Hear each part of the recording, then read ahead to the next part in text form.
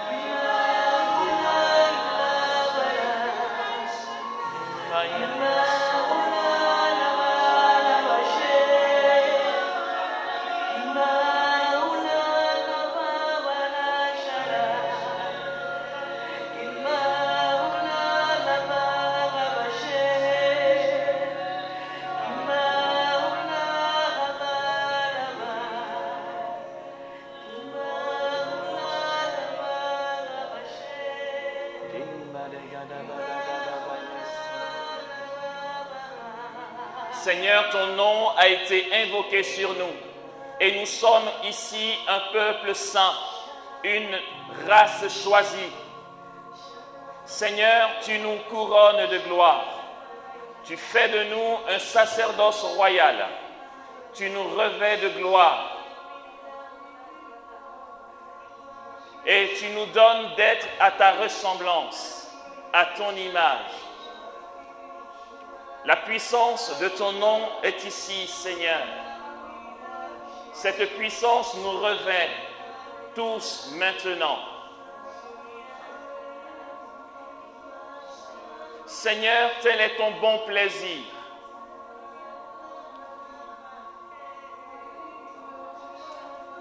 À la louange de gloire de ta grâce. Tu es vivant, tu es puissant. Merci Seigneur. Tu es béni pour ces jours nouveaux, Seigneur, que tu fais lever sur chacun d'entre nous. Seigneur, merci pour le ciel qui s'ouvre pour nous maintenant et la gloire qui rayonne sur chacun de nos visages. Seigneur, sois béni car tu ouvres pour nous ce soir, ici et maintenant, les écluses du ciel. Et Seigneur, la lumière incréée des cieux resplendit dans nos âmes, dans nos corps, dans nos vies, dans notre existence. Seigneur, ta victoire éclate ici. Toi le ressuscité, tu fais éclater au milieu de nous la lumière de la résurrection. Et tu imprimes sur chacun de nous la marque de ta victoire. Tu imprimes dans nos cœurs et dans nos vies ta gloire. Seigneur, tu nous enseignes ce qu'est la puissance de ton nom. Tu te manifestes à nous et tu nous donnes la preuve de ta gloire dans nos vies. Seigneur, tu fais tes preuves et tu nous accordes ce soir une démonstration de la puissance de ta présence. Que ton nom soit béni et qu'il soit béni à jamais, Seigneur. Alléluia, alléluia, alléluia. Gloire à toi. Et Seigneur, tu es puissant. Alléluia. Tu es puissant, Seigneur. Et tu es glorieux. Gloire. Alléluia.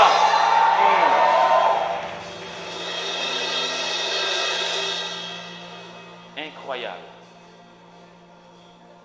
C'est incroyable. c'est trop puissant.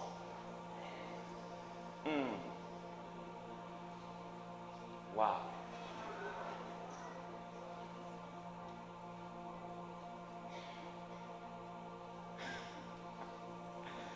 Alléluia. C'est trop bien.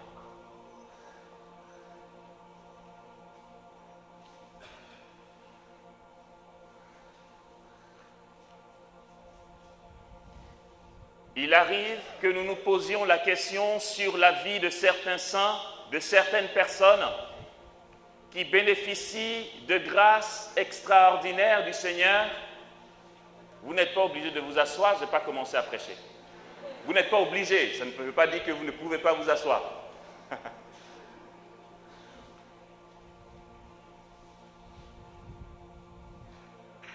Quand je pense à la vie de ma copine Céleste, Yvonne Aimée de Malétroit, dont j'ai parlé hier, quand je pense à l'existence d'un Saint Padre Pio, à la vie d'une bienheureuse Mère Teresa, quand je pense au témoignage, à l'impact de la vie de Jean-Paul II, quand je pense à Thérèse d'Avila, à Jean de la Croix, à Pierre d'Alcantara, à Martin de Porres, à tous ces saints qui ont aimé le Seigneur et qui ont opéré de grandes choses par leur simple et pauvre vie.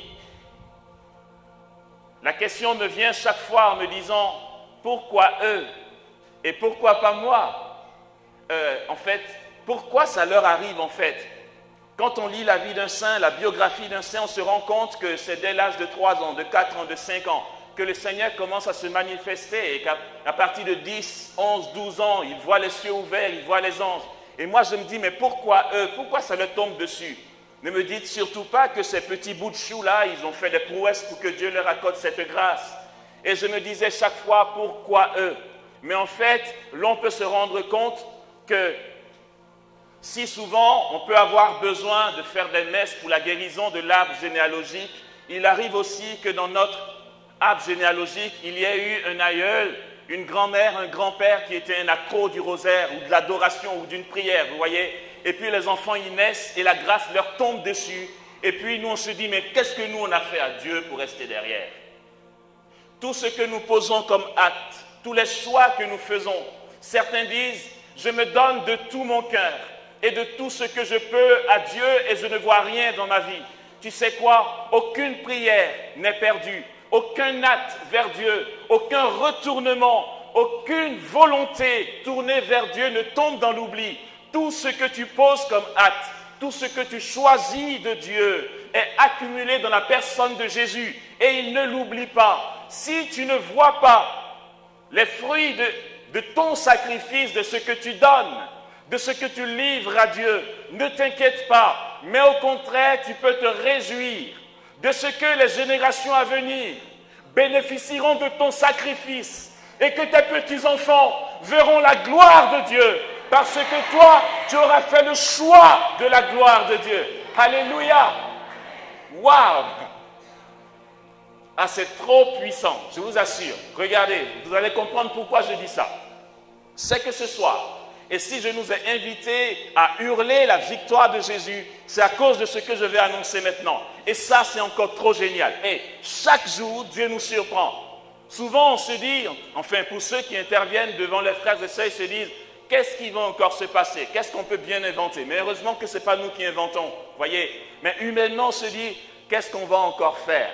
Mais nos problèmes et nos stress, d'accord? Dieu est puissant et il est toujours nouveau. Aujourd'hui encore, il nous surprend. Et voici ce que j'ai à nous annoncer. C'est une sacrée bonne nouvelle. Ah, c'est trop, trop bien. Waouh. Certains vont se dire ici, beaucoup vont se demander dans les jours, semaines et mois à venir, mais pourquoi ça m'arrive ainsi?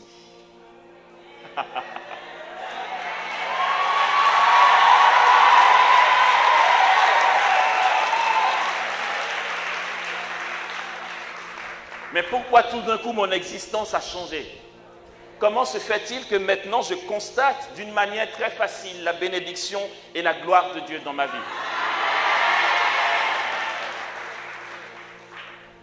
Voici ce qui se passe. Déjà, je commence par une introduction indispensable. Personne ne me connaît. Je suis désolé de le dire. Et ne cherchez pas à me connaître dans ma vie intérieure. Ma vie est cachée dans le Christ en Dieu. Pourquoi il lui arrive ça? Comment se fait-il que ci et ça? Personne ne sait et ne cogitez pas plus que ça. Le seul truc qui peut, si toutefois vous êtes vraiment curieux, vous apaiser, c'est ceci. N'oubliez jamais que Dieu a un amour fou et démesuré pour Amos. Point.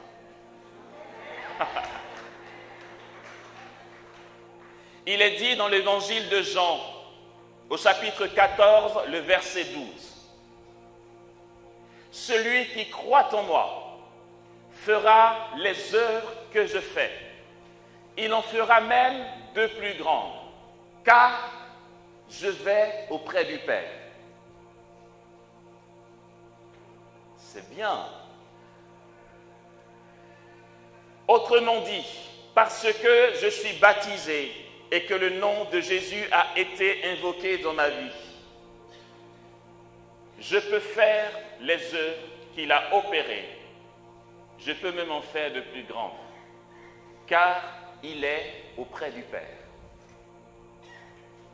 C'est pourquoi la bonne nouvelle qui nous a fait hurler, et nous avons eu raison de crier la victoire de Jésus, c'est que des jours nouveaux se lèvent dans nos vies et que des expériences spirituelles nouvelles se lèvent dans nos vies et que le Saint-Esprit aujourd'hui l'a décidé. Vous savez quoi? Ne vous dites pas, je le répète, d'où va me venir cette manifestation puissante de Dieu? Le Seigneur le permet. Je me fais garant de chacune de vos vies. C'est une lourde responsabilité. Mais autant Jésus est assis à la droite du Père et qu'il intercède pour nous, et que parce que je crois en lui, je peux faire les mêmes œuvres que lui, je me dispose, ça va être du chinois pour vous, mais ce n'est pas grave, devant le trône de Dieu. Je n'ai pas dit un saint dans le ciel. Et puis je répète, ce n'est pas grave si vous n'y comprenez pas grand-chose. Je me dispose devant le trône de Dieu. Vous voulez que je vous décrive un peu comment c'est? Parce que j'y suis en ce moment.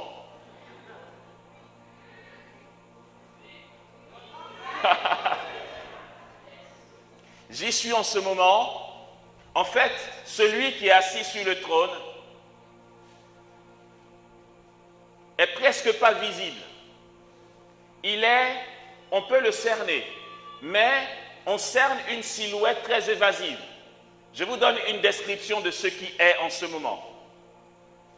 Pourquoi cette silhouette est très évasive? C'est qu'en fait, il y a une telle plénitude de lumière sur le trône que tu n'arrives plus à cerner les traits qui marquent la silhouette de l'individu. Mais parce que Dieu est en mouvement, l'on peut percevoir de manière évasive la puissance qui y est. Cette lumière nous enveloppe. Cette lumière nous enveloppe parce que, en ce moment même, devant le trône de Dieu, je suis enveloppé de cette lumière. Dieu permet que j'y sois maintenant. Pourquoi? Parce que je me porte garant pour chacun ici. Et que si, et ce n'est pas moi qui l'invente, c'est Saint Paul qui le dit, si ma vie est cachée en Dieu, dans le Christ, et que je me porte garant de chacune de nos vies, c'est qu'en ce moment même, chacun d'entre nous est devant le trône de Dieu, et que cette lumière qui nous environne, qui m'environne, environne chacun d'entre nous. C'est pourquoi, ne vous souciez pas pour moi. De toute façon, après je pars, vivez votre vie. C'est tant pis pour ma tronche, d'accord? C'est tant pis pour moi. Je suis content que Dieu ait suscité en moi ce don de mon cœur et cet acte de foi et de charité pour chacun d'entre vous. Qu'il m'arrive tout ce que le monde peut infliger à un individu, je m'en contrefiche. S'il arrive que je perde ma vie jusqu'à la dernière goutte de mon sang, je m'en fous complètement. Sachez désormais qu'aujourd'hui, vous avez un pauvre petit frère qui a fait le choix devant Dieu de donner toutes ses souffrances, tous ses soupirs, ses gémissements, toutes ses incompréhensions, ses angoisses et ses maladies pour être garant de chacun d'entre vous. Aujourd'hui, comme le dit le pape Jean-Paul II, qui traduit donc cette parole de la Genèse, suis-je le gardien de mon frère? Jean-Paul II nous exhorte en disant que nous sommes les gardiens les uns des autres. C'est pourquoi vous me regardez et que je suis responsable de vos vies. Si la Côte d'Ivoire sombre dans le chaos, j'en serai le premier fautif. Parce que vos vies me regardent, puisque ma vie regarde le Christ et qu'il m'appelle à vivre comme il a vécu, en me donnant jusqu'à la dernière goutte de mon sang, puisque je crois en lui et que je suis appelé à faire les mêmes œuvres que lui, autant dans les miracles que dans sa mort, autant dans son élévation que dans son intercession auprès du Père. Voilà pourquoi ce que je dis ici n'est pas du chinois et que ce n'est pas une spéculation pour faire mousser la chose, c'est une réalité objective de la foi, et puis tant pis pour celui qui n'y croit pas, c'est une vérité objective marquée dans mon baptême. Amen.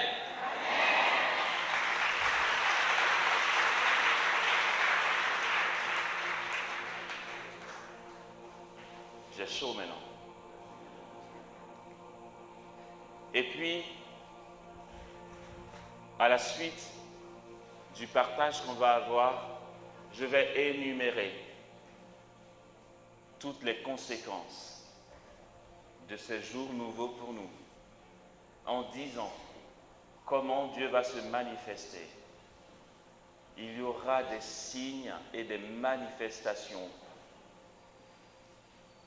qui vont surprendre vos proches, parce que Dieu prend le devant des choses.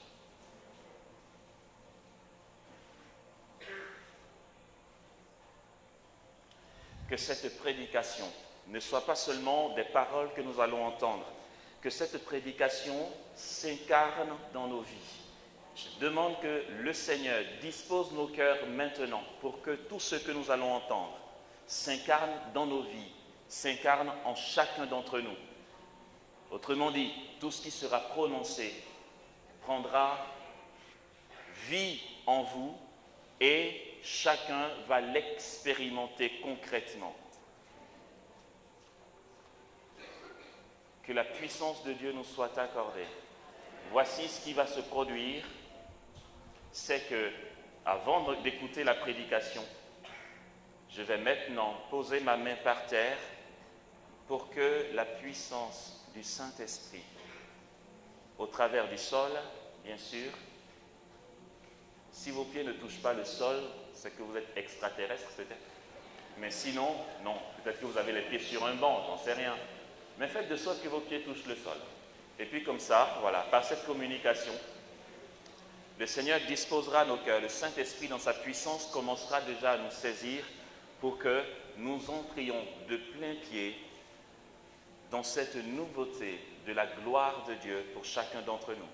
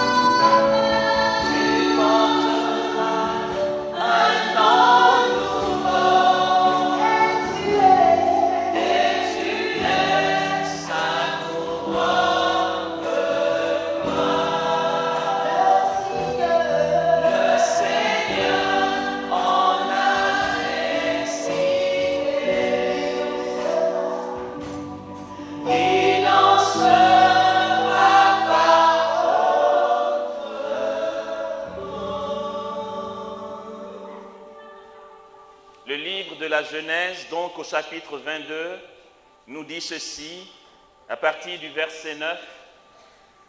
Quand il fut arrivé à l'endroit que Dieu lui avait indiqué, Abraham y éleva l'autel et déposa le bois, puis il lia son fils Isaac et le mit sur l'autel, par-dessus le bois. Abraham étendit la main et saisit le couteau pour immoler son fils. Mais l'ange du Seigneur l'appela du ciel et dit, « Abraham, Abraham !» Il répondit, « Me voici. » L'ange dit, « N'étends pas la main contre l'enfant, ne lui fais aucun mal. Je sais maintenant que tu crains Dieu. Tu ne m'as pas refusé ton fils, ton unique. » Abraham leva les yeux et vit un bélier qui s'était pris les cornes dans un buisson.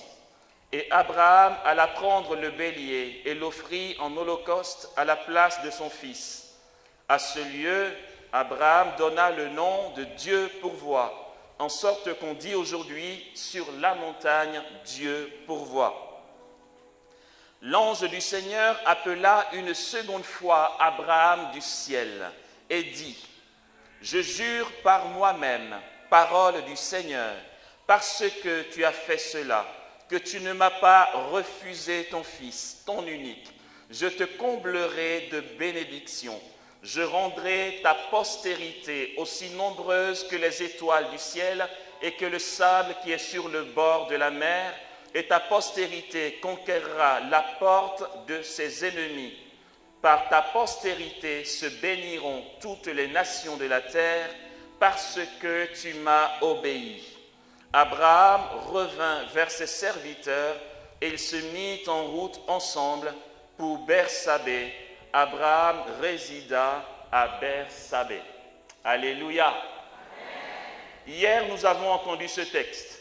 Sauf qu'en fait, pour ceux qui ont fait attention, ou encore si vous écoutez le CD, hier en le lisant, j'ai ôté les versets 15 à 17. Je ne les ai pas lus. La promesse de Dieu, conséquence de l'obéissance d'Abraham, hier je ne l'ai pas lu dans ma prédication. Enfin, dans la lecture et la proclamation de la parole de Dieu. Et ce n'est pas une mauvaise manœuvre de ma part. C'est qu'en fait, initialement, quand ce texte du récit de Moria a été écrit, cette promesse à Abraham n'existait pas. Ça a été un rajout. Ça, c'est le travail très exégétique. D'accord? Il faut aller fouiner. Et puis, les exégètes, ils font des raccords, littéralement, etc. Pourtant, si ce verset n'existait pas, et que ces versets, n'existaient pas, et qu'ils ont été rajoutés plus tard par les serviteurs d'Abraham, c'est qu'en fait, c'était évident chez les Juifs que toute la prospérité d'Abraham était la conséquence de son acte qu'il a posé. On ne peut pas ne pas être béni de Dieu si on se livre à lui et qu'on donne tout. Hier, nous en avons parlé, nous avons fait un petit parcours de comment arriver à ce point où le don qui humainement paraît impossible à Dieu devient suave et un grand bonheur de se livrer, puisqu'on atteint cet état où plus rien dans ce monde ne compte pour nous aux yeux de ce que nous voyons. Abraham n'a-t-il pas vu Dieu? N'a-t-il pas vu ces 3 anges? Et sachons que dans la Bible, lorsqu'on parle de l'ange de Dieu, c'est Dieu. Quand on parle de Dieu, c'est l'ange de Dieu. Chez les Juifs, c'est pareil, d'accord? Il est dit qu'un être mystérieux, donc un ange apparu à Jacob. Ils ont lutté toute la nuit et au petit matin, l'ange lui dit « Tu ne t'appelleras plus Jacob, mais Israël, parce que tu as été plus fort que Dieu. » On a envie de dire « Mais non, tu n'es pas Dieu, tu es un ange. » Mais la manifestation de l'ange, c'est la manifestation de Dieu lui-même. Il est le reflet de Dieu. Nous en avons un peu parlé hier. Abraham n'a-t-il pas vu Dieu passer près de sa tente? Et c'est un thème qui a été développé lors de ce séminaire. Que mon Seigneur ne passe pas près de son serviteur sans s'arrêter. Abraham ne connaît-il pas la puissance d'amour de Dieu? Comment peut-on retourner en arrière après avoir contemplé la puissance de la gloire de Dieu? En général, dans l'histoire de l'Église, tous les saints et saintes, ou encore tous les voyants qui ont bénéficié d'apparitions, ont eu leur vie complètement transformée. Et Sainte Thérèse d'Avila va dire ceci: je vis sans plus vivre en moi, et mon espoir est tel que je meurs de ce que je ne meurs pas. C'est du chinois. Je vais simplifier.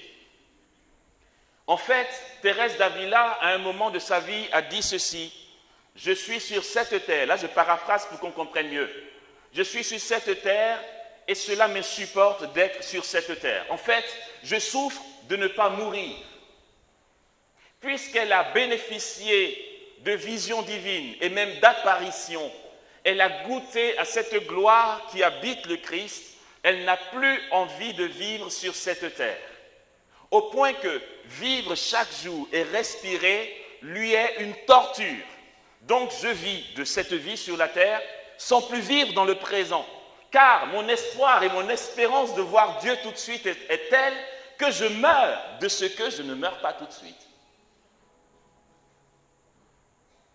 Et Abraham, qui connaît Dieu, qui a eu un parcours avec lui, est prêt à tout donner pour lui maintenant et tout de suite.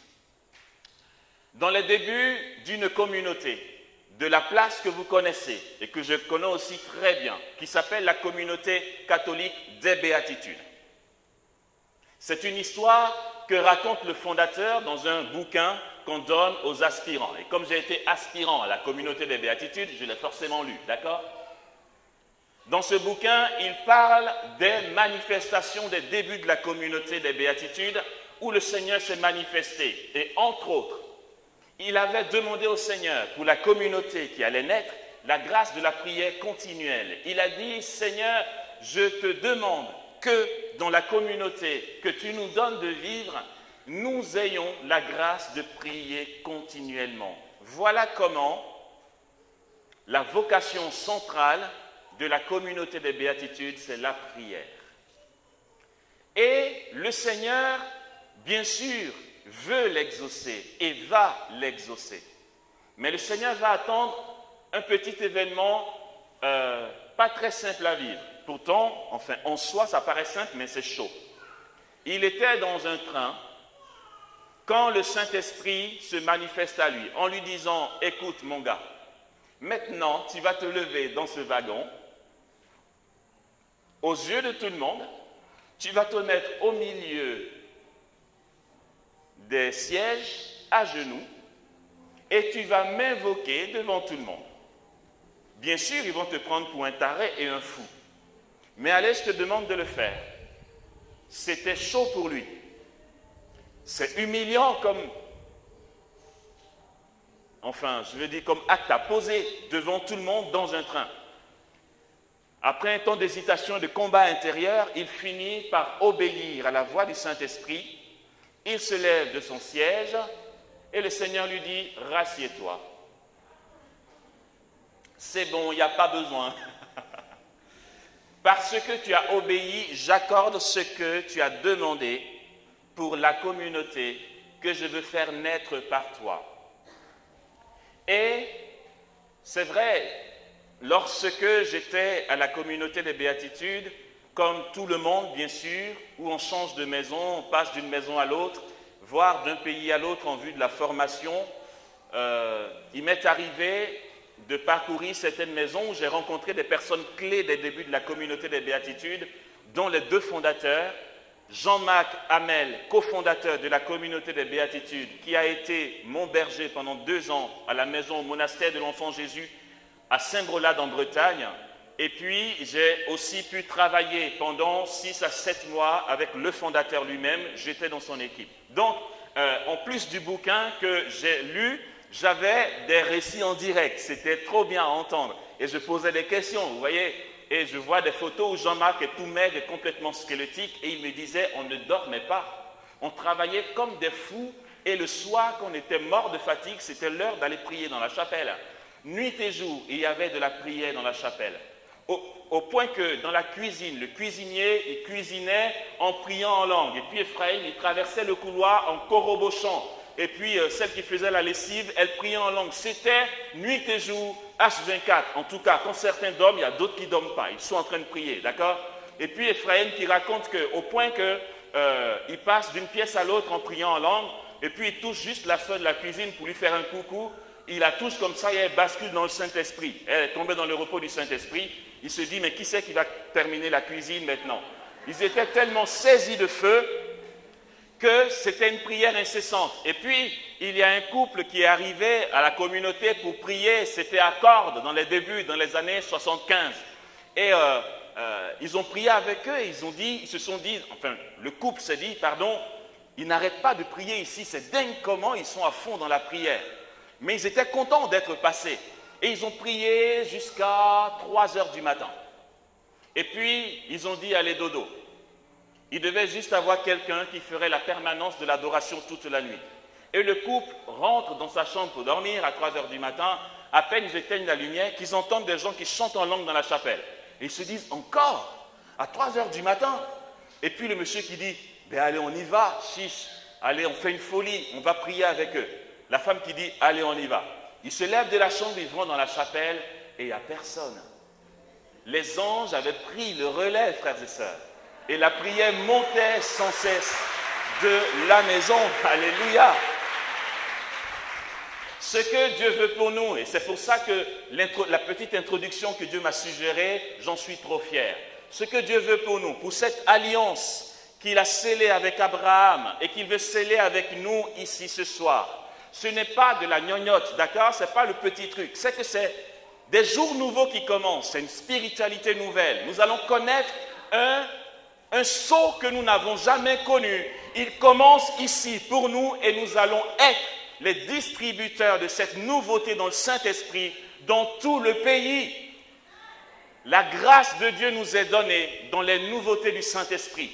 Je vais essayer très succinctement, bien sûr, parole de scout, de donner un petit parcours de voir, pour voir comment arriver à cette alliance à laquelle Dieu nous appelle dans le don de notre vie.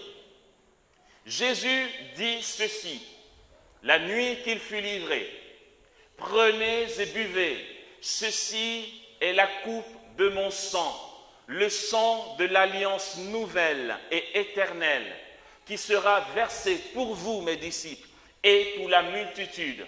Vous ferez ceci en mémoire de moi. Alliance nouvelle et éternelle. Il n'y a plus d'autre alliance en dehors de celle que le Christ scelle sur la croix. Cette alliance est éternelle. Et Saint Paul dira, si nous sommes infidèles, lui, il reste fidèle, car il ne peut se renier lui-même. Arrêtons de donner des interprétations de la parole de Dieu dans la première alliance sans la nouvelle alliance. Il peut y avoir une grosse erreur. Je le répète encore aujourd'hui, je suis catholique et fier de l'être. On ne peut pas expliquer ce que Dieu voulait dire dans la première alliance, donc dans l'Ancien Testament, si vous voulez voir de quoi je parle, sans l'éclairer à la lumière de l'Évangile. C'est impossible. Cette alliance avec Abraham trouve tout son sens dans le Christ. C'est pourquoi Jésus dit que c'est le son de l'alliance nouvelle et éternelle.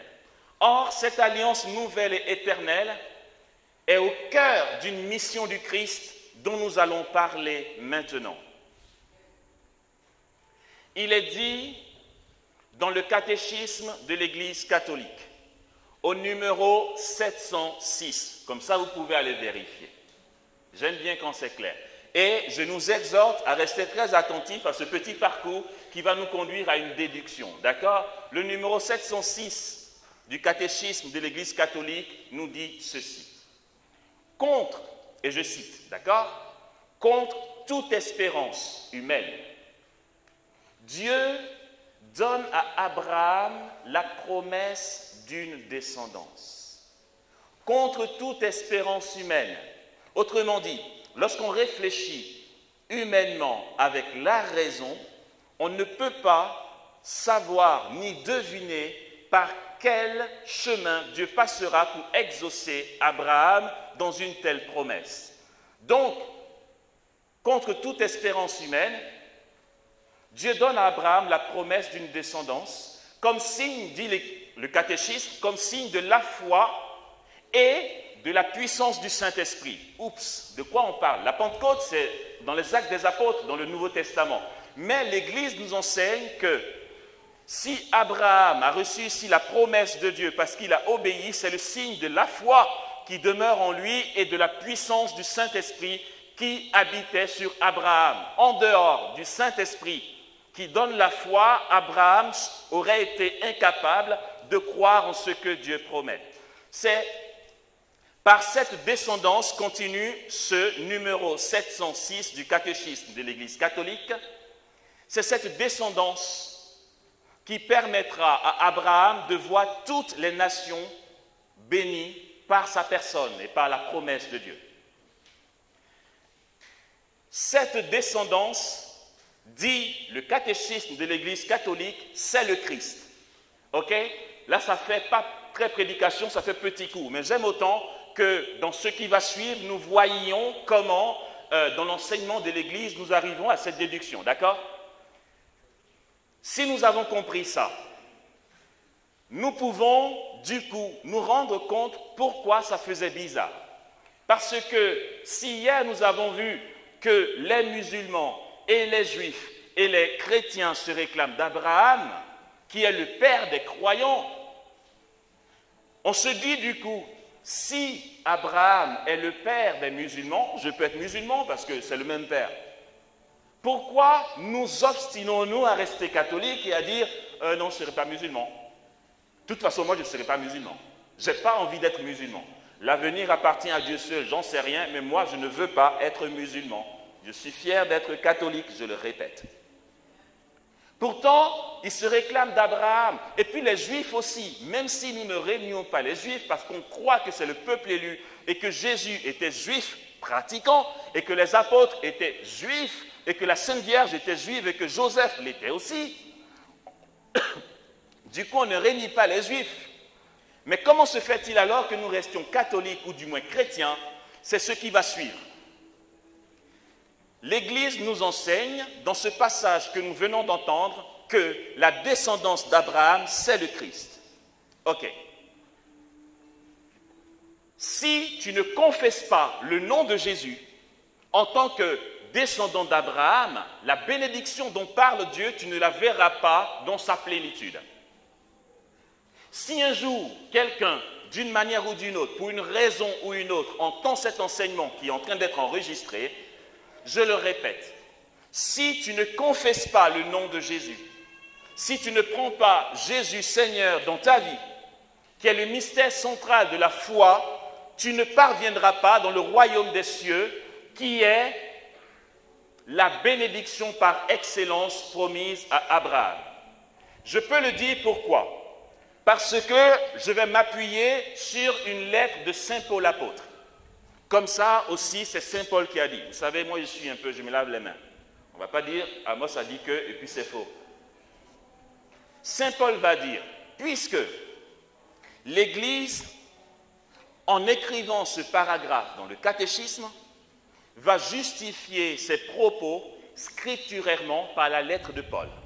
Et Saint Paul, dans sa lettre aux Galates, au chapitre 3, le verset 16, il va dire, « Or, c'est à Abraham qu'est adressée les promesses et à sa descendance. » C'est bon, on suit jusque-là? Ok, c'est à Abraham qu'est adressée la promesse et à sa descendance. Saint Paul continue, dans ce verset 16 du chapitre 3 de sa lettre aux Galates, il continue en disant, « L'Écriture ne dit pas à ses descendants, l'Écriture dit à sa descendance.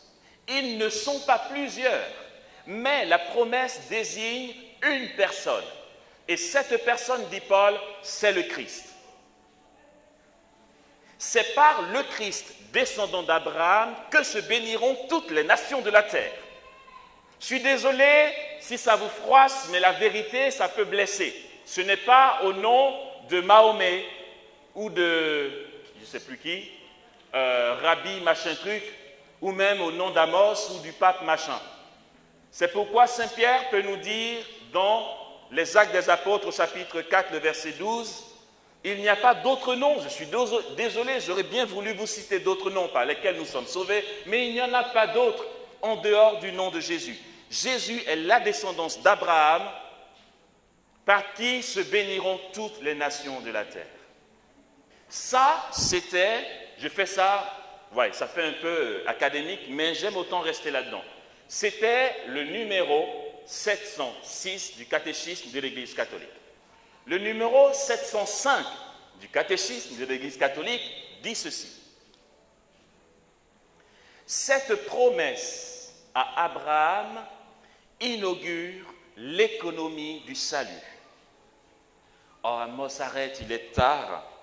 Tu nous sors des thèmes comme ça. Ben oui.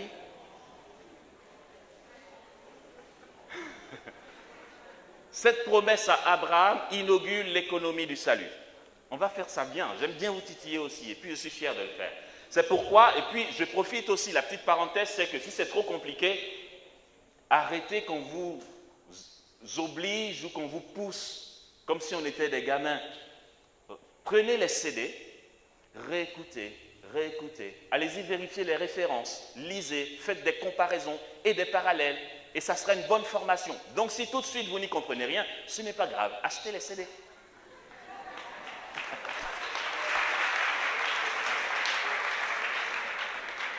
Donc cette promesse à Abraham inaugure l'économie du salut, et l'on va appeler économie du salut la stratégie que Dieu met en place pour que nous soyons sauvés. Donc, parce que Dieu promet à Abraham que les nations seront bénies par sa descendance, le Seigneur ouvre ainsi la voie du salut qui va être opérée dans la personne du Christ. D'accord? Je sais que ça vous fatigue un peu, mais ce serait bien si on comprenait parfaitement. Alors, maintenant, avant de continuer ce paragraphe du 705 du CEC, le CEC, c'est le catéchisme de l'Église catholique. Mais comme c'est long, je dis le CEC, d'accord? CEC. Avant de continuer ce paragraphe, je vais basculer dans un autre document d'Église qu'on va appeler, attachez vos ceintures, la Constitution dogmatique Dei Verbum, du Concile œcuménique Vatican II. Le paragraphe numéro 3, c'est intitulé « Préparation de la révélation évangélique ». Je vous dis ça en 2 mots. Je ne vais pas tout citer parce que c'est long et puis c'est un peu chaud de retenir, mais je vous donne ce que dit l'Église dans ce paragraphe 3. Primo, Dieu se révèle à nous. Il y a la révélation pré-mosaïque avant Moïse qui se faisait dans la création. Ensuite, quand le moment est arrivé, Dieu s'est révélé à Abraham. OK? Et il se révèle à Abraham et ainsi il prépare le peuple saint à accueillir le salut que va donner Jésus. À travers les patriarches, Abraham, Isaac, Jacob, les prophètes et la loi, Dieu dans l'histoire du salut prépare le peuple à accueillir la nouveauté christique. D'accord? Il est dit par l'auteur de la lettre aux Hébreux, au chapitre 1er, les versets 1 et 2. L'auteur de la lettre aux Hébreux dit ceci. Quand vint la plénitude des temps, après avoir, à maintes reprises et sous maintes formes, parlé à nos pères par les prophètes, Dieu, en ces temps qui sont les derniers, nous a parlé par un fils, entendons son fils, effigie de sa substance, d'accord? Il est l'image du Père. C'est ce que nous dit l'auteur de la lettre aux Hébreux. C'est pourquoi, en continuant maintenant, achetez les CD, je sais que c'est compliqué, mais achetez. En continuant ce paragraphe 705 du CEC, l'Église dit maintenant, malgré le péché qui a abîmé la nature humaine et la défiguré, l'homme reste à l'image de Dieu. Cette image a été abîmée, d'accord? Tu te regardes dans une glace, si la glace est cassée, tu vas voir ton reflet, c'est ton image, mais parce que la glace est cassée, le miroir est cassé, tu vas voir que, voilà, je veux dire, l'image qui est en face est horrible. Nous restons quand même l'image de Dieu malgré la tâche du péché originel. On continue notre parcours. C'est pourquoi, nous dit l'Église, le Fils, quand on dit le Fils, the Fils, d'accord, le mec quoi, le Fils de Dieu avec grand F, va assumer cette image. Il va la restaurer à la ressemblance du Père. En faisant quoi? En lui donnant la gloire et l'esprit qui est source de vie. Je vais redire ça en français. Si nous, vous et moi, nous sommes abîmés par la tâche du péché originel, le Fils de Dieu va assumer cette image abîmée et va la restaurer en lui donnant la gloire, pas une gloire, la gloire telle que Dieu la porte dans l'éternité bienheureuse et la plénitude de l'esprit qui est source de vie. C'est ce que la parole de Dieu nous enseigne dans le prologue de Saint Jean au chapitre 1er, le verset 14. Il est dit par Saint Jean, « Et le Verbe s'est fait chair, et il a habité parmi nous. Nous avons vu sa gloire, gloire qu'il portait comme Fils unique plein de grâce et de vérité. » Je continue mon parcours. Et le Verbe s'est fait chair. Entendons, lorsque Saint Jean dit le Verbe s'est fait chair, c'est la chair faible et mortelle. Une chair, bien sûr, qui n'a pas le péché, car le Christ n'a pas péché, mais il a assumé notre faiblesse et notre mortalité. C'est pour ça qu'il a pu avoir faim ou soif et qu'il s'est assis au bord du puits, parce qu'il vivait notre faiblesse et notre mortalité, c'est pour ça qu'il est mort sur la croix. Le Christ assume cette image de Dieu abîmée dans sa faiblesse et sa mortalité. Je sais que je vous saoule, mais ce n'est pas grave. Non, mais de temps en temps, ça fait du bien, parce que sinon, on est trop dans les trucs un peu olé olé. Là, c'est bien, quoi, c'est bien, voilà.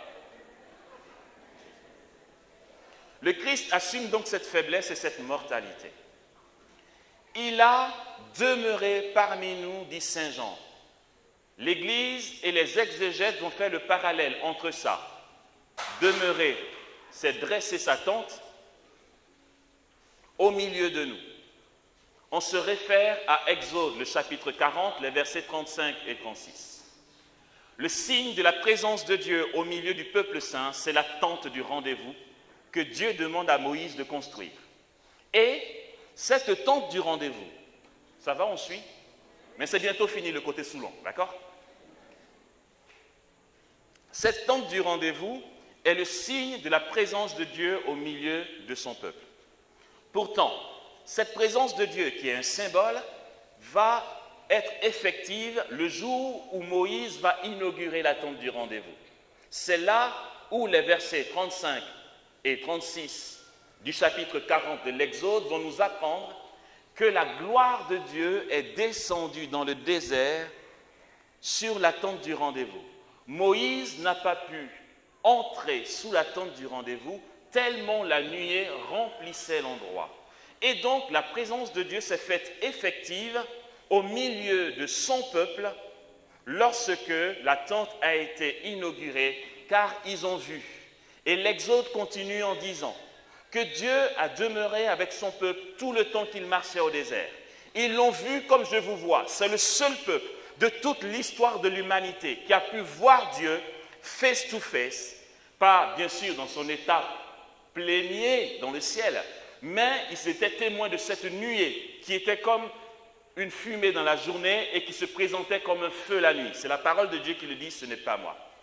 Alors, quand Jean dit qu'il a demeuré parmi nous, c'est qu'il a dressé sa tente. Et c'est ce que Isaïe va dire. Il est l'Emmanuel, Dieu parmi nous. D'accord? Dieu dresse sa tente. Nous avons vu sa gloire, dit Saint Jean. Et cette gloire, ils l'ont vue comment? C'est là où ça devient intéressant. Ah, c'est trop bien. On aurait pu faire une pause, mais ce n'est pas une formation, c'est une prédication. Là, ça devient intéressant. Saint Jean va dire, nous avons vu sa gloire. Gloire qu'il tient de son Père comme Fils unique, plein de grâce et de vérité. La gloire dont parle Jean ici, ce n'est pas la gloire de la résurrection encore. Ce n'est pas qu'après la résurrection, ils l'ont vu qui apparaissait. Jean ne parle pas de ça. Les exégètes sont unanimes aussi pour dire qu'autant Moïse est rentré dans la tente du rendez-vous, demeurant dans la présence de Dieu, et a été transfiguré dans son visage. Lorsqu'il sortait, les Juifs n'arrivaient pas à le regarder dans les yeux, tellement son visage humainement était transfiguré. Autant le Christ portait cette même gloire, c'est pourquoi, avant la gloire finale de la résurrection, il va être transfiguré au mont Tabor. Et Jean va dire, nous avons vu sa gloire. Il était comme nous, il avait sa chair humaine, et pourtant il était transfiguré. Si le Christ est transfiguré, vous allez me dire, il s'agit ici de Jésus, c'est normal qu'il soit transfiguré. Non, Moïse aussi a été transfiguré. Mais Moïse a pu être transfiguré par anticipation, parce que le Christ, dans les siècles à venir, allait assumer notre chair. Et donc, celui qui assume notre chair faible et mortelle, fait entrer en même temps dans cette chair faible et mortelle la puissance de résurrection, en lui donnant la gloire et le Saint-Esprit. C'est comme ça que vous et moi, étant ici, aujourd'hui et maintenant, nous pouvons être lumineux, frères et sœurs. Et ce n'est pas une image, c'est une réalité. Dieu a assumé notre chair. Il a fait entrer sa divinité en nous. Il s'est fait homme pour que nous devenions Dieu. C'est cela assumé. Nous avons vu sa gloire. Et, frères et sœurs, le Christ qui est transfiguré et qui nous dit, comme je le citais au tout début, vous ferez les œuvres que je fais, vous en ferez même de plus grandes, car je vais auprès du Père. Désormais, nous entrons dans une grâce nouvelle. C'est pourquoi nous n'avons pas le droit, merci, c'est pourquoi nous n'avons pas le droit, frères et sœurs, de nous contenter de grâces passagères. Nous avons quelque chose à rechercher et à trouver. Dieu a assumé notre faiblesse. Lorsque la Sainte Vierge et Saint Jean sont apparus à Saint Séraphime de Sarov dans le désert. La Vierge Marie a présenté Saint Séraphime de Sarov à Jean en disant « Regarde-le, on vient le voir, parce qu'on est de la même race. » Et eux étaient transfigurés. En effet, le disciple de Saint Séraphime de Sarov, Motovilov il s'appelle, il parlait avec son père spirituel et d'un coup il baisse la tête. Je vais transposer dans notre langage actuel. Et mon gars, regarde-moi quand je te cause. Séraphime de Sarov lui dit, mais pourquoi tu baisses la tête? Je te parle et tu baisses la tête. Il dit, non père, je n'arrive pas à te regarder. Comment ça tu n'arrives pas à me regarder? Ton visage rayonne plus que le soleil. Je ne peux pas te regarder. Ce ne sont pas, on va dire, c'est vrai, ils ont vécu dans les siècles passés. C'est des gens qui l'ont vécu aujourd'hui. Pas plus tard qu'hier, nous avons parlé de ma copine Yvonne Aimée, qui parcourait des milliers de kilomètres pour aller chercher l'hostie, qui a connu à elle seule tous les états mystiques de tous les mystiques de l'Église réunis, dans sa chair. Comment se fait-il qu'aujourd'hui, Padre Pio, on sort son corps de la chasse et on a l'impression qu'il est en train de faire la sieste? Son corps ne s'est pas dégradé. Parce que sa chair, de son vivant, est allée vers Dieu. Avant de dire ce qui suit, je fais une petite parenthèse dans cet enseignement, pour ne pas que vous compreniez mal ce que je vais dire. C'est mon devoir de le dire, en tant que témoin par mon baptême. C'est peut-être bien de parler de Séraphine de Sarov et de Mère Yvonne Aimée de Malétroit. J'aimerais tellement que nous prenions conscience que c'est pour nous maintenant, frères et sœurs. La parenthèse, c'est ceci. Quand Jésus dit « Allez proclamer la bonne nouvelle », il n'a pas dit aux disciples d'aller dire « Dieu s'est fait chair, certains l'ont vu ». Les apôtres disent « Dieu s'est fait chair, nous l'avons vu ». C'est ça, de toute façon, la formation que moi j'ai reçue pendant plus de 14 ans, c'est ça. Quand tu prêches la parole, tu témoignes de Dieu, parle de ce que tu as vécu. Relisons le message kérigmatique des apôtres dans les Actes des Apôtres. C'est toujours ça. Dieu a fait ci, nous en sommes témoins, on était là. Ou encore, vous allez dire, mais on n'a pas vécu avec le Christ. Mais quand tu prêches, quand tu témoignes de la puissance de Dieu, témoigne de la puissance qu'il a opérée en toi, pour que celui qui est en face se dise, ah ouais, toi, oui, je peux te toucher, il a fait pour toi, ouais. Ah, c'est pas que les saints du temps passé, non, non, non, moi aussi il a été puissant dans ma vie, d'accord? Et vous allez peut-être remarquer que quand l'individu Amos prêche, il aime beaucoup donner des témoignages qu'il a vus, mais aussi de ce qu'il a vécu. C'est ma formation. Ce n'est pas pour me raconter parce qu'il y a un tas de choses que vous ne connaissez pas. Donc ne cherchez pas à voir. C'est pourquoi je donne ce petit témoignage. Et je sais que c'est vrai. Ah, c'est bien. Vraiment, je vais finir dessus, il me reste très peu de temps.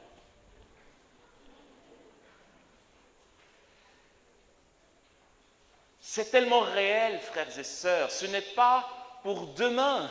Ce n'était pas pour les siècles passés, ni pour hier. C'est pour aujourd'hui, c'est réel. Dieu a assumé notre faiblesse. Jésus a assumé l'instant présent de chacun d'entre nous. Et la transfiguration que nous pouvons vivre dans cette alliance nouvelle où Dieu a assumé notre chair et a restauré cette image défigurée à l'image de son Père en lui donnant la gloire et l'esprit, nous pouvons, dans notre état actuel, là où nous en sommes, dans notre histoire, dans notre lieu d'habitation géographique, dans ce que nous pensons, dans nos combats spirituels, nos angoisses, nos soucis, être transfigurés, frères et sœurs. Pour cela, il faut en prendre les moyens.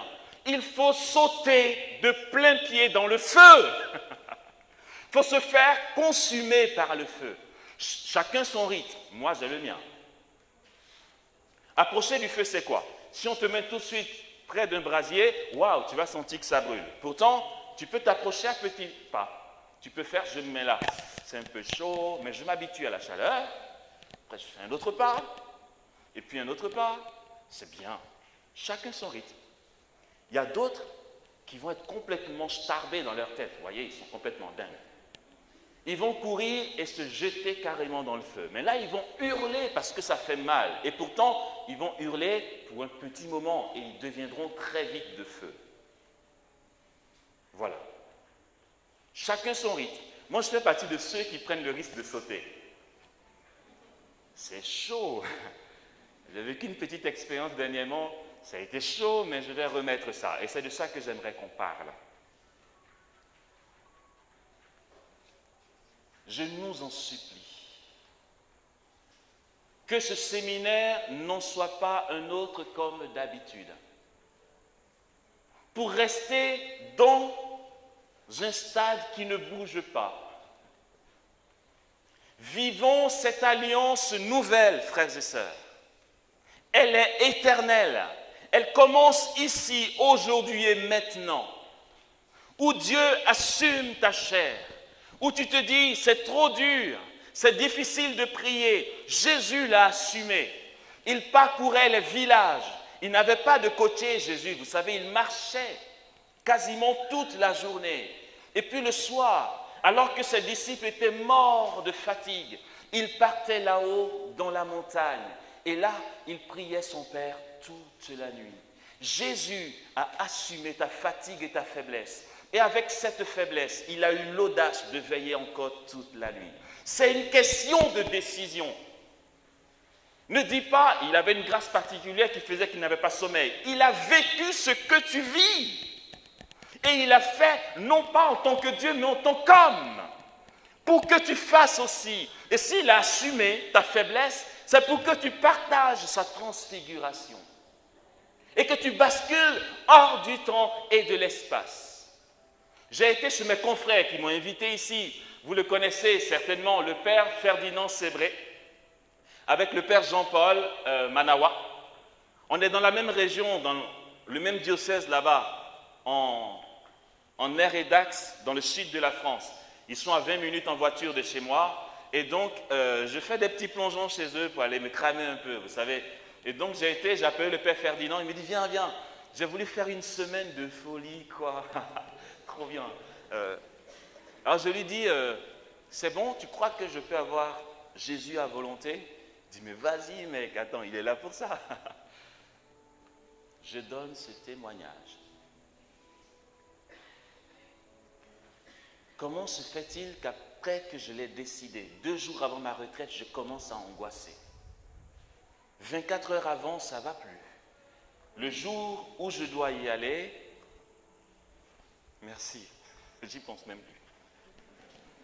Le jour où je dois y aller, là c'est complètement chaud. J'appelle un ami à moi, je lui dis, est-ce que tu veux bien prier pour moi, je pars en retraite. Il me dit, mais depuis quand on prie pour un gars qui part en retraite? Je me suis dit, c'est chaud. Pourquoi? Je me dis, mais pourquoi je m'impose un tel programme? Est-ce que je peux tenir une semaine? Une semaine et mon programme c'était quoi? Je m'étais fixé quoi? De rester devant Jésus dès le matin, jusqu'à ce que je tombe de sommeil vers minuit, et de faire ça toute la semaine. Au point que je me suis dit, j'ai trop vite parlé. Maintenant, comment je vais faire? L'angoisse te saisit. Et puis, tu y vas. Je n'ai pas respecté ses horaires. Dieu a voulu que ce soit autrement, parce que c'est vrai, quoi. J'étais avec le père Ferdinand, et puis il n'allait pas me taper la cuisine pendant que je fais mon mystique de l'autre côté, d'accord? Donc, du coup, on faisait la cuisine ensemble, c'était sympathique. Et puis après, je partais et je priais la nuit quand même. Mais c'était de longues heures. Et puis, voici comment ça commence. Voilà comment c'est possible, frères et sœurs. C'est que tu arrives.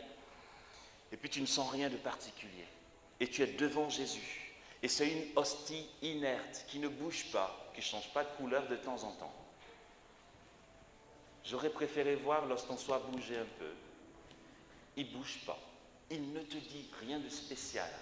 Mais ta foi te dit, c'est lui. Et tu décides que Seigneur, je reste là parce que c'est toi. Je sais dans l'univers entier qu'aucun homme n'est mieux positionné que moi en ce moment. Je suis devant toi le roi de gloire. Et puis tu es là. Et puis tu es impatiente. Et tu sais que tu es là pour des heures. Tu l'as décidé avec lui, tu vas respecter ta décision. Et là, tu angoisses et tu dis, ouh là là, il commence à faire froid. Et puis je m'ennuie. Et puis je ne sens rien.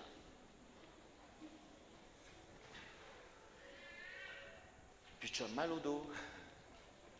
Tout ce qui est très humain en fait. Puis tu as un peu soif. Puis tu commences à avoir faim. Puis tu regardes la montre et ça ne tourne pas vite. Non, mais c'est bien qu'on commence par ça. C'est qu'en fait, ça prend dans ce que nous sommes. Je ne vous dis pas, tu arrives à l'adoration et puis hop, tu décolles comme un ange. Ça vient de l'intérieur, ça vient de ce qui fait la réalité de nous. Si Amos est impatient, ça partira, oui, de cette impatience. De sa persévérance. De cette distraction. Tout ce que j'ai laissé dans mon appartement, tout ce que j'aurais dû faire, le courrier qui n'est pas parti, oh punaise, et puis ah ouais, j'aurais dû appeler un tel, et puis ouais, il faut que je fasse telle chose. Et tout ça, ça vient. Au point que tu as envie de quitter là pour aller appeler quelqu'un pour revenir. Tout ça, c'est toi. Et ça vient de là, vous voyez, ça vient de nous. Ça vient de toi, dans ton état actuel, là où tu en es. Ne rêve pas la vie mystique, ne rêve pas ta transfiguration, ça vient de toi. Et Dieu te connaît, et c'est avec ça qu'il faut que tu y ailles.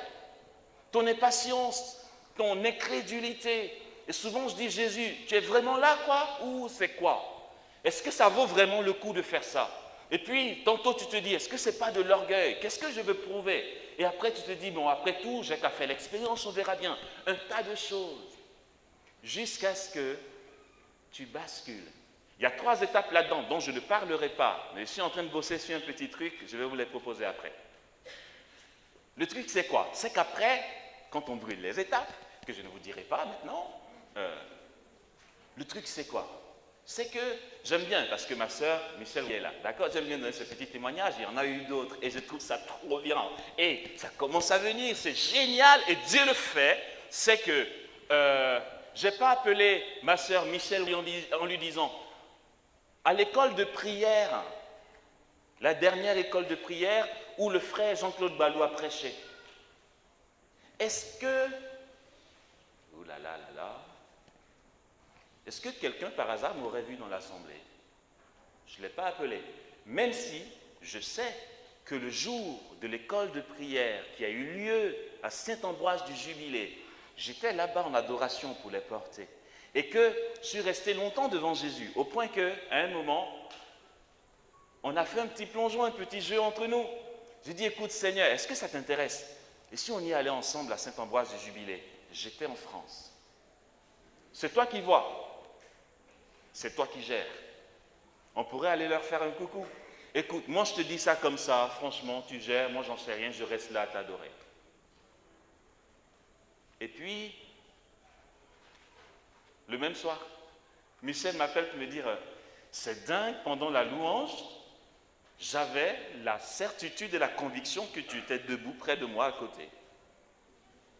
Comme si le Seigneur me faisait un coucou que j'ai entendu, on a été faire un tour. Et par mail, une dame qui dit, c'est fou Amos, pendant la louange, je te voyais circuler dans l'allée, tu partais, tu revenais, tu étais là, tu étais avec nous, tu étais au milieu de nous. Et là, je dis, yes. Hey. Ok, ça peut faire le mec un peu vénard. Mais oui, je suis vénard.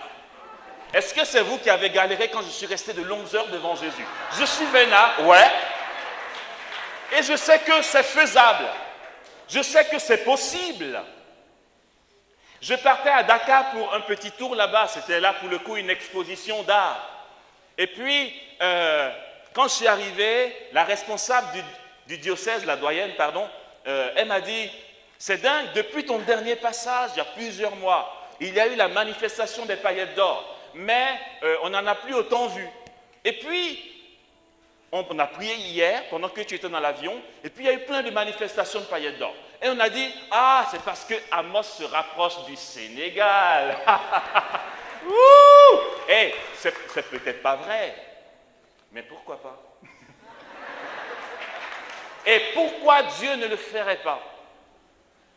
Pourquoi on ne basculerait pas dans une telle communion et intimité avec Dieu? Pourquoi on n'irait pas plus loin? Pourquoi on ne plonge pas dans le feu? Pourquoi on ne prend pas les moyens? On s'écoute trop, notre sommeil, notre fatigue. On est flemmard, frères et sœurs. On ne se donne pas assez pour Dieu. Le Seigneur ne trouve pas de répondant en face. Il est fou, frères et sœurs. Et Dieu veut des folles en Christ. Il veut des Saint François d'Assise, des personnes qui étaient riches et qui ont tout abandonné pour sa gloire. Ce fils de marchand à Assise, Saint François, qui avait un avenir tracé, parce qu'il devait avoir l'héritage de son père, qui a tout abandonné, et avec ses frères qui sont allés dans la rue, pieds nus, et ils mendiaient leur nourriture, et il se faisait insulter, mais il était hors de question qu'il revienne vers son père, parce qu'il avait fait le choix de vivre radicalement l'évangile. Et aujourd'hui, il a donné les franciscains. Et Jésus lui a dit, François, ta communauté, les membres de ta communauté remplaceront en nombre le tiers des anges qui ont dégagé du paradis. Voici ce que peut porter celui qui est fou de Dieu. Cet homme, cet Italien, ce Sicilien, non, c'est Assisien, pardon, il n'était pas Sicilien, qui a été fou pour Dieu. Dieu n'a pas de répondant en face. On se débrouille, mais qu'il nous donne la grâce d'être de vrais fous de lui. Le Seigneur n'attend que cette occasion, l'espace que tu vas lui réserver. Comme il disait à Catherine de Sienne, fais-toi capacité et je me ferai torrent. Nous n'imaginons pas une seule seconde ce que le fou du ciel veut faire avec nous. Parce que, comme le dit le chant et que j'aime beaucoup, le Seigneur Jésus s'est levé dans sa gloire. Et puis lorsqu'il regarde vers nous, il n'y a aucun cœur disposé à recevoir ce qu'il veut donner en tant que fou. On n'est pas assez fou, on a peur du feu, on a peur d'être purifié, on se contente de miettes. Mais la nouveauté aujourd'hui, celle à laquelle Dieu nous appelle, c'est de basculer dans la conscience réelle de cette alliance nouvelle scellée avec Abraham. Cet individu, cette seule personne à qui Dieu fait la promesse de donner le Christ, fils de David, fils de Dieu, celui qui est le Messie promis. Car la bénédiction promise à Abraham n'a rien des bénédictions que nous pouvons constater sur cette terre. C'est le royaume des cieux, c'est l'union intime et profonde. Ainsi, puisque avant sa résurrection, le Christ a été transfiguré au Tabor, aussi, avant la résurrection des morts, comme nous le disons dans le credo tous les dimanches, le Seigneur aimerait que tu fasses un signe, que sa gloire est déjà en toi, ici-bas sur la terre. Ce n'est pas pour demain. Je nous en supplie.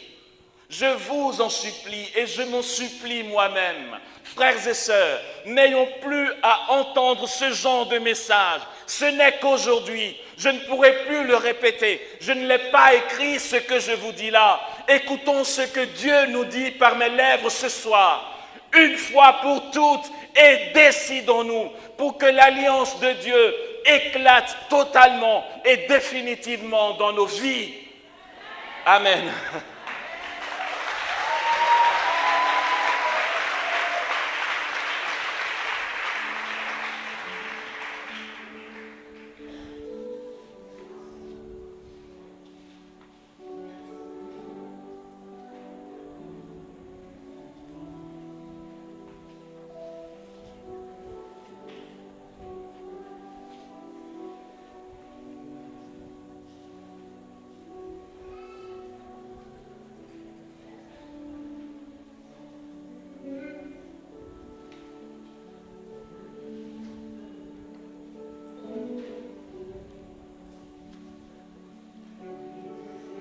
Demeurons dans la présence de Dieu. Détendons-nous. Soyons en lui.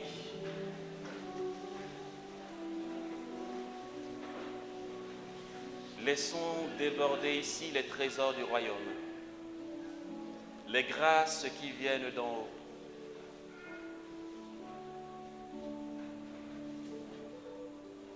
Laissons grandir au milieu de nous ce fleuve d'eau vive que donne Dieu qui remplit déjà le sol.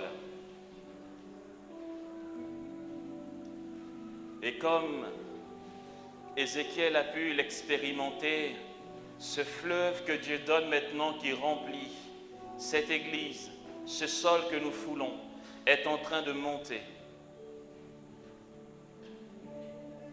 Nous les avons au niveau des pieds, des orteils, mais ce fleuve va monter jusqu'aux chevilles. Et cette eau est en train de monter. La gloire de Dieu coule ici, frères et sœurs, comme un fleuve. Elle est puissante. C'est un poids de gloire.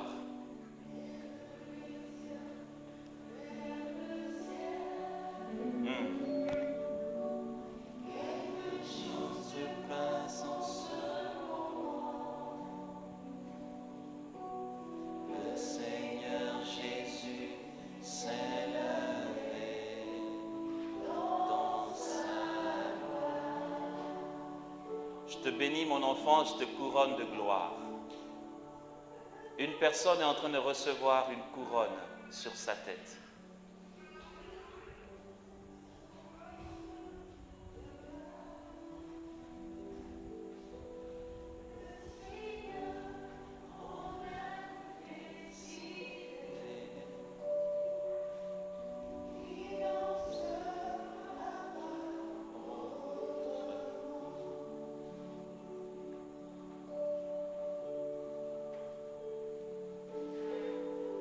Laissons monter ce fleuve. N'ayons pas peur.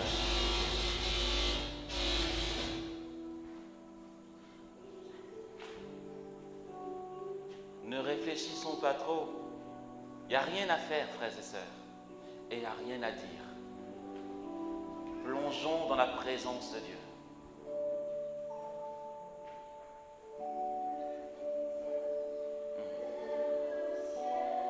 Le fleuve est en train de grossir ici.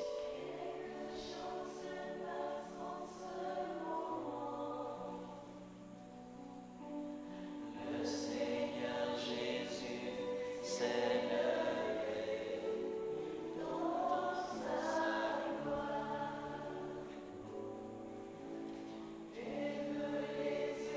Prends-le, accueille-le.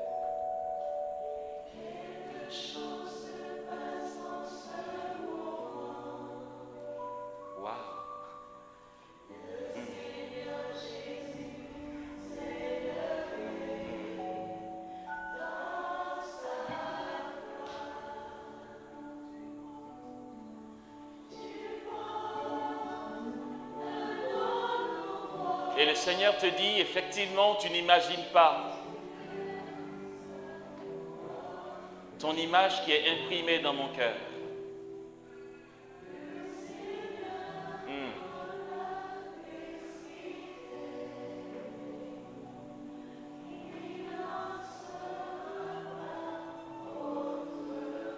Il dit, ton identité est au-dedans de moi. Et j'aimerais que tu la retrouves. Si seulement tu voyais ton identité réelle. Au-dedans de moi, dit le Seigneur. Qu'est-ce que ce monde serait terne devant toi?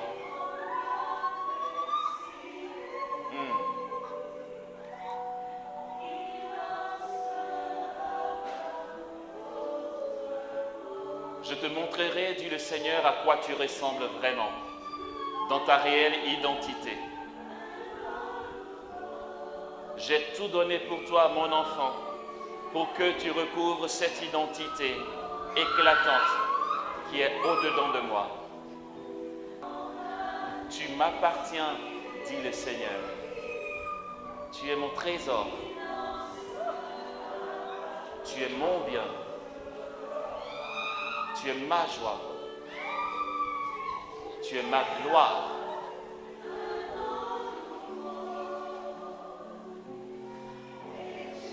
Aujourd'hui, je te parle et je t'enseigne.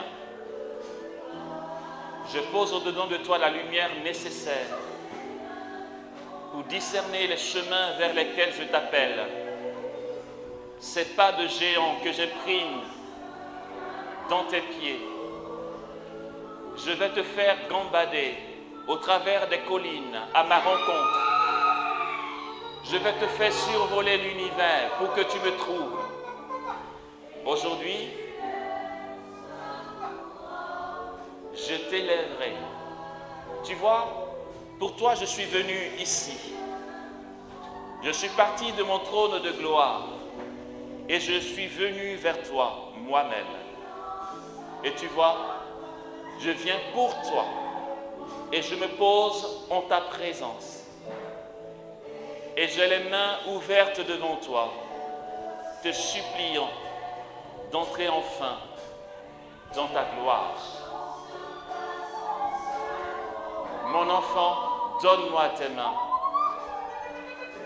N'hésite pas à te livrer entre mes mains.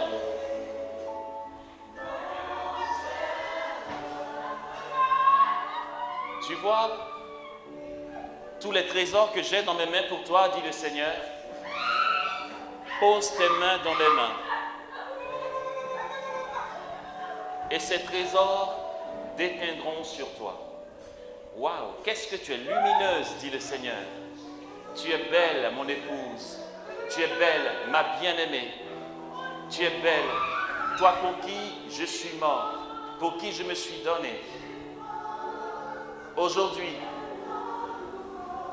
la bénédiction se manifeste de manière nouvelle pour toi. Tu es ma raison d'être ici. Tu es la raison pour laquelle j'ai pris chair de Marie, tu sais. C'est pour toi que j'ai renoncé à ma couronne de gloire pour descendre dans la puanteur de ta misère. Et je t'ai élevé maintenant à la dimension du ciel, à la dimension des saints, à la dimension de mon trône de gloire. Je te rends lumineux, je te rends lumineuse. Et le Seigneur nous revêt, frères et sœurs. Le Seigneur nous bénit.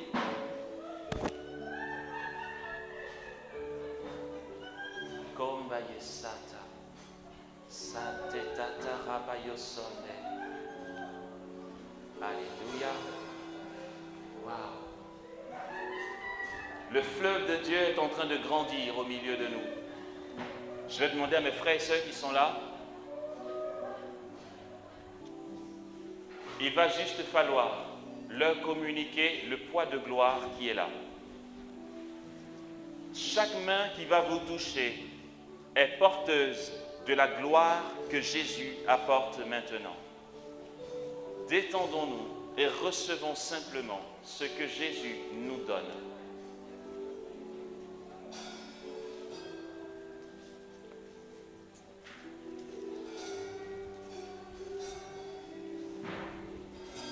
Le Seigneur nous environne. Le fleuve de Dieu a grossi au milieu de nous. Nous avons ce fleuve de gloire au niveau de la taille.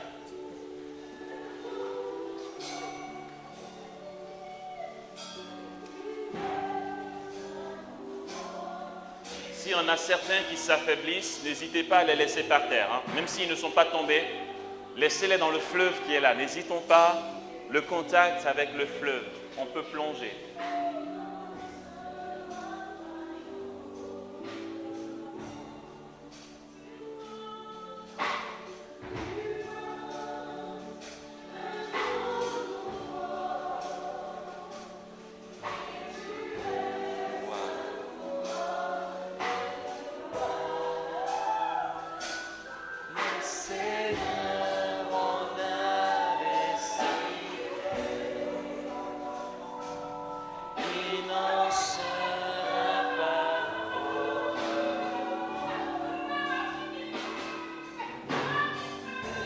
Tu fais de grandes choses, Seigneur.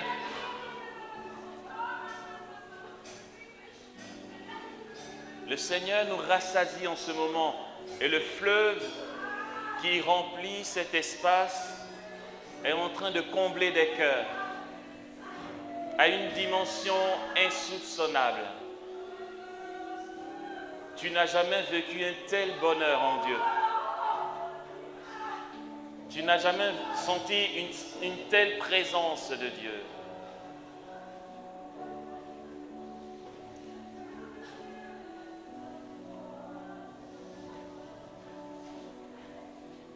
C'est le bonheur qui remplit ta vie.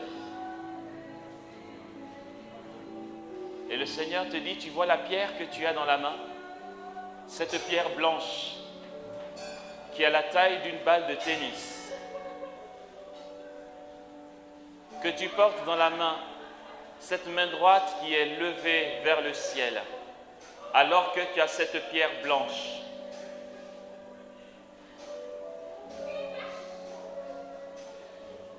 C'est la gloire à laquelle je t'appelle et qui se réalisera certainement. Aujourd'hui, j'ai posé dans tes mains cette pierre parce que tu as en main désormais ta destinée que tu reçois de moi. Tu n'auras plus à me dire, Seigneur, fais-moi grandir. Seigneur, donne-moi d'expérimenter les bénédictions. Car je mets dans ta main tout ce que tu pourrais réclamer de moi. Comme Baderabassonne.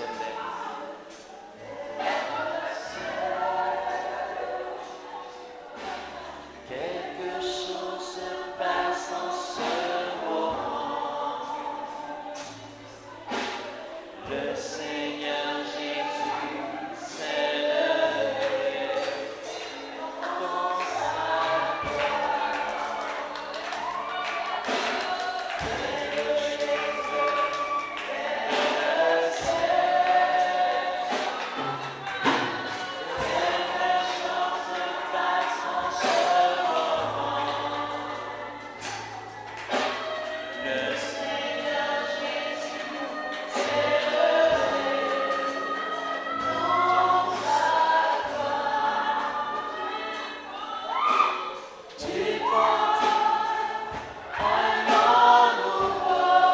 Créature nouvelle.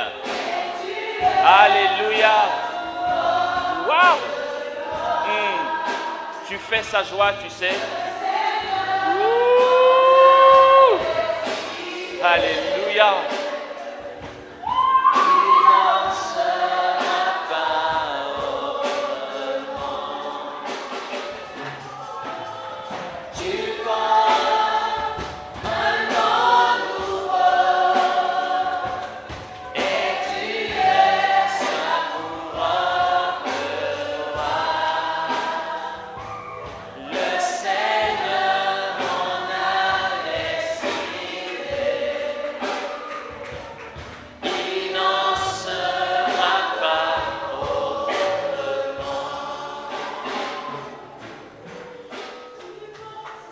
Alléluia. Waouh. Quelle restauration à la ressemblance de Dieu. Quelle élévation. Le Seigneur fait de toi une création nouvelle. Ta vie change ce soir. Elle est transformée. Elle est complètement transfigurée. Alléluia.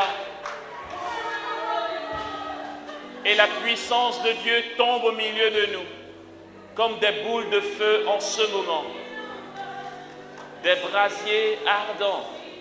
Waouh! Et vous savez ce qui se passe, c'est que les anges se baladent au milieu de nous. Il y a une circulation d'anges au milieu de nous, dans notre assemblée. Et chaque ange porte une boule de feu. Les anges circulent au milieu de nous avec des boules de feu. Alléluia. Ils nous revêtent de feu. Waouh. Ils nous transfigurent. Le Seigneur fait de nous des boules de feu. Oui, Seigneur.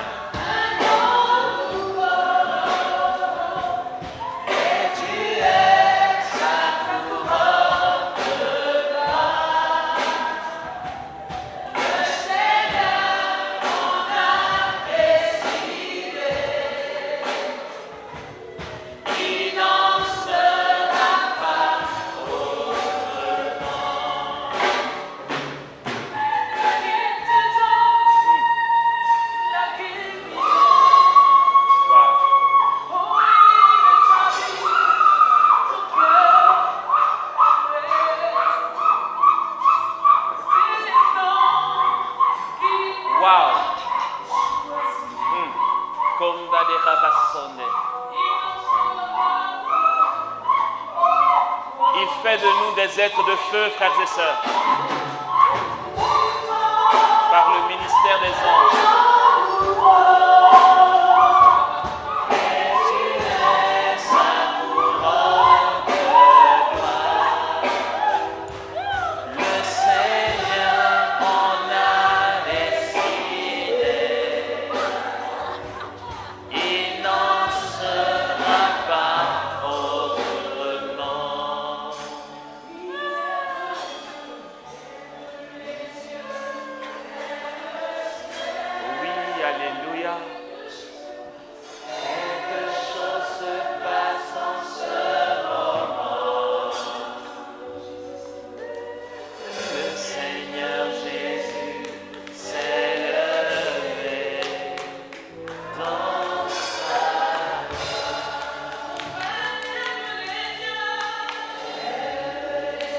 Alléluia.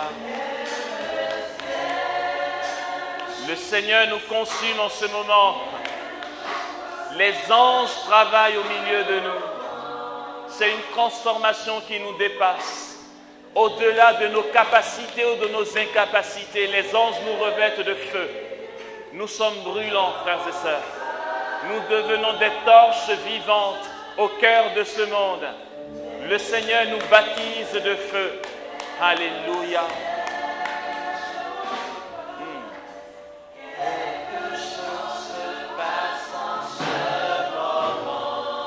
Wow.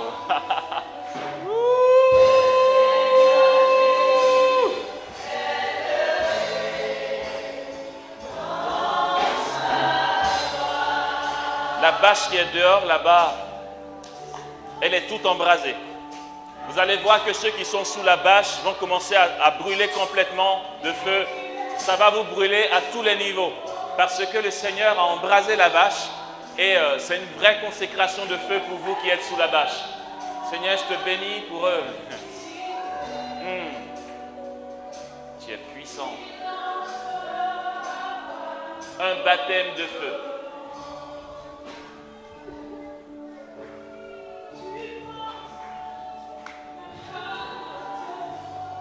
Le fleuve qui est au milieu de nous grandit. Le fleuve qui est ici déborde. Nous sommes immergés, complètement immergés de ce fleuve qui grandit dans cette église. Ça s'appelle un soaking. Nous sommes au cœur de Dieu, dans le fleuve de gloire.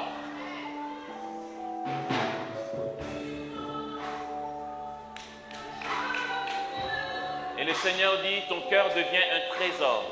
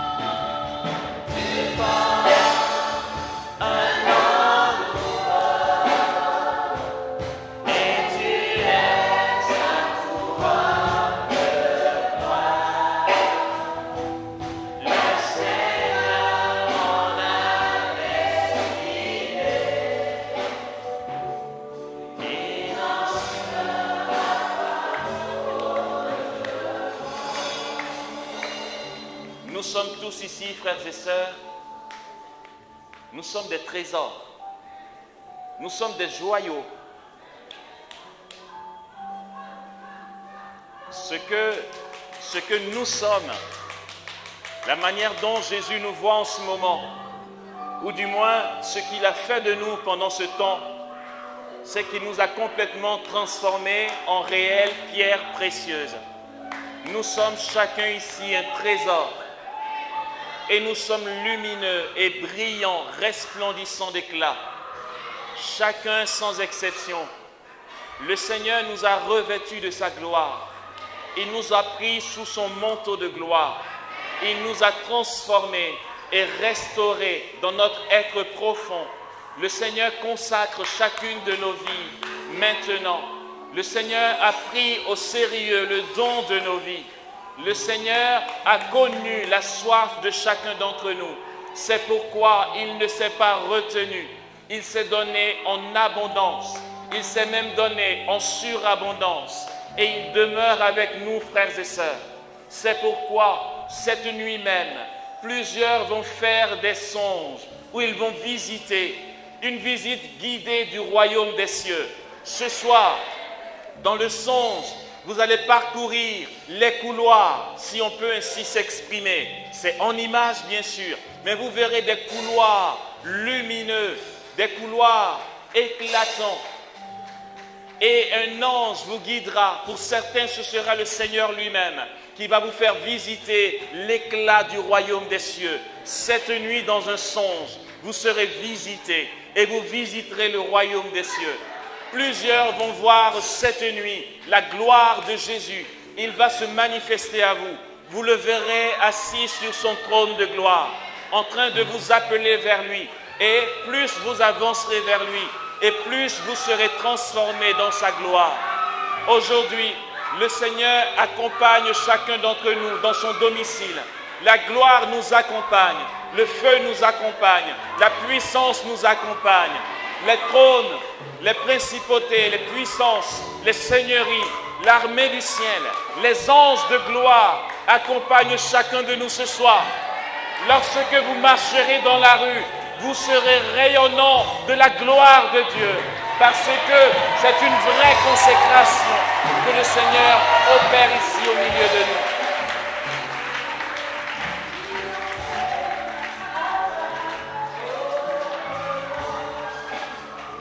Aussi, ce que le Seigneur continue de faire, c'est que, en arrivant chez vous à la maison, vous allez, pour certains, constater que votre table de prière est imbibée d'huile. Vous allez voir de l'huile sur votre table de prière. La nappe qui est sur votre table de prière sera imbibée d'huile. Elle va suinter de l'huile votre table de prière. D'autres vont avoir de l'huile sur leur corps cette nuit. Quand vous allez vous réveiller demain matin, vous allez voir que vos draps sont imbibés d'huile, parce que le Seigneur sera en train de vous oindre de son onction. Et, alléluia,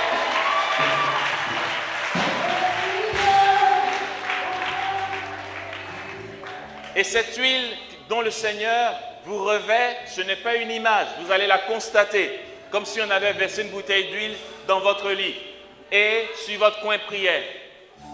Faites attention quand vous allez descendre de vos lits demain matin. Certains auront de l'huile qui va suinter au bas de leurs pieds. Vous risqueriez de glisser. Le Seigneur le fera. Et puis d'autres encore auront toute la journée de demain ou dans les jours à venir de la semaine de l'huile dans les mains. Ça va venir quasiment à tout moment de la journée. Vous allez voir que vous allez suinter. Parce que le Seigneur nous oint ce soir réellement. Ça va commencer tout de suite. C'est une vraie consécration. Je vous donne un peu l'état des lieux en 2 secondes. Il faut le partager pour que vous sachiez comment ça se passe. Il ne faut pas que je sois seul à regarder le film. Jésus est heureux. Il est vêtu de gloire. Son manteau, sa tunique et ses mains resplendissent de gloire. Et il passe au milieu de nous, au gré de sa volonté, dans les rangées, répandant le maximum possible de bénédictions. Il donne et il donne et il donne encore.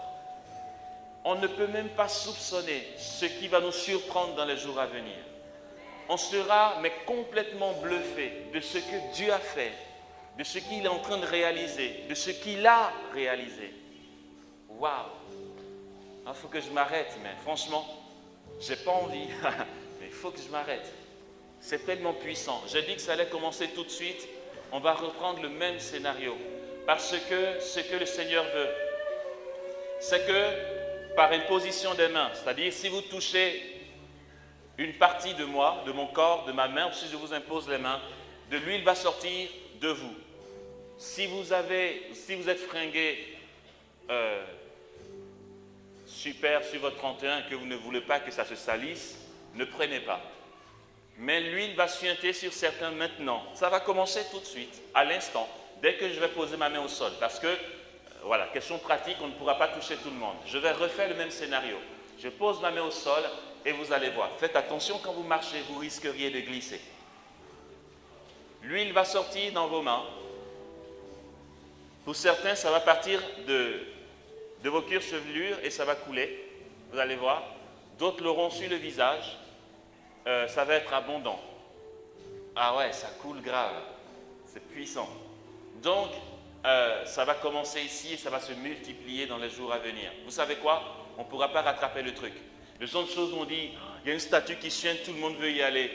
On va passer, on va dire, ouais, on a déjà vu ça. Tellement il y en aura. Ça va se manifester chez chacun, chez plusieurs.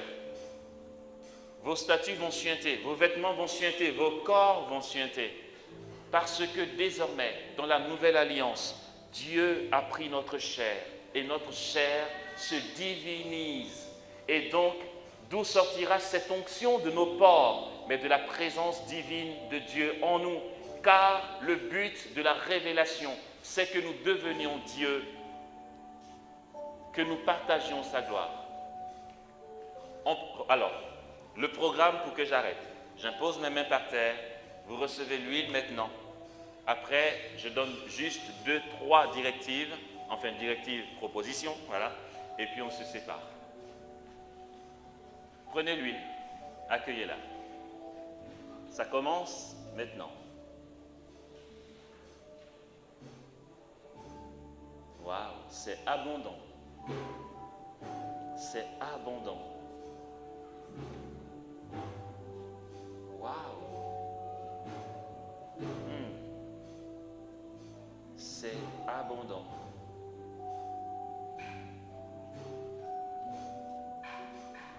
Eh bien, merci Jésus. Ok.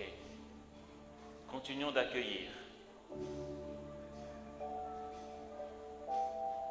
Seigneur, je ne veux pas risquer de freiner ce que tu es capable de faire.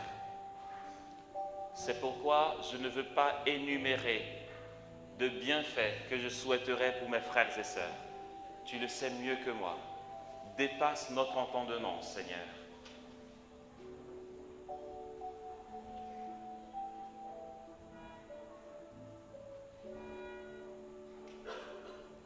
Merci pour la manifestation du royaume des cieux. Merci pour cette onction, cette consécration dans le Saint-Esprit.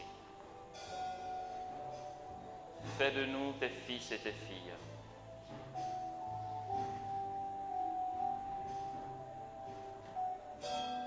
Seigneur,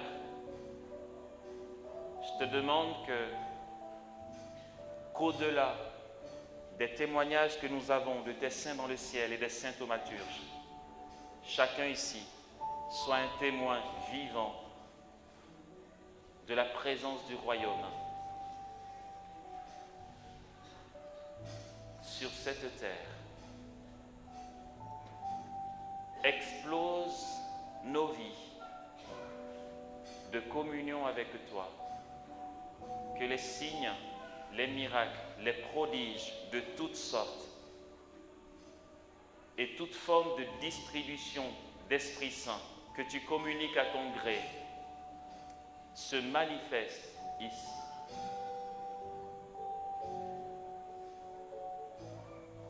Et que ceux qui ne te connaissent pas ou qui doutent de ta puissance soient confondus face à la manifestation puissante de ta grâce et de ta gloire.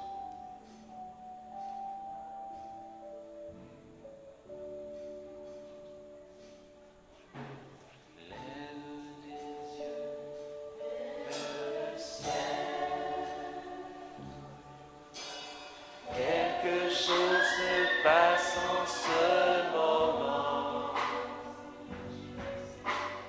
Le Seigneur